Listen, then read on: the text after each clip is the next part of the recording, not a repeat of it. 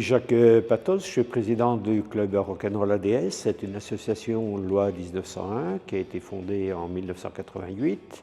Moi personnellement j'enseignais la danse, enfin le club existait déjà avant 88 mais sous le nom de Pontarlier Loisirs et j'enseignais la danse de couple principalement sur Pontarlier depuis le début des années 80, donc ce qui fait un bail. Animé uniquement par des bénévoles, dont moi le premier, on n'a aucun salarié au sein du club.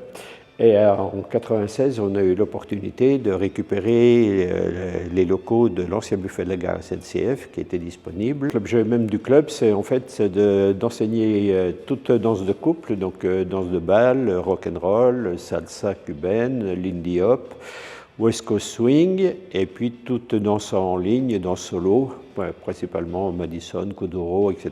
Et puis d'autres danses solo sur des musiques très différentes les unes des autres. Donc aussi bien pour les adultes et puis pour les adultes. Je crois que c'était une belle fête, hein, c'était très réussi puisque c'était très varié, c'était donc ouvert à plein d'associations de diverses cultures. Bon, c'était justement le but de cette manifestation-là. Nous, on était contents d'y avoir participé et puis de présenter un petit peu ce qu'on fait tout au long de l'année, quoi. Et on est très heureux de participer à cette nouvelle édition de la fête, deuxième fête interculturelle. Présenter trois ou quatre passages, donc un passage de danse solo, un passage de swing, de lindy hop, et un passage de West Coast Swing, et puis un passage de rock. Ça montrera une partie de ce qu'on propose aujourd'hui à nos adhérents.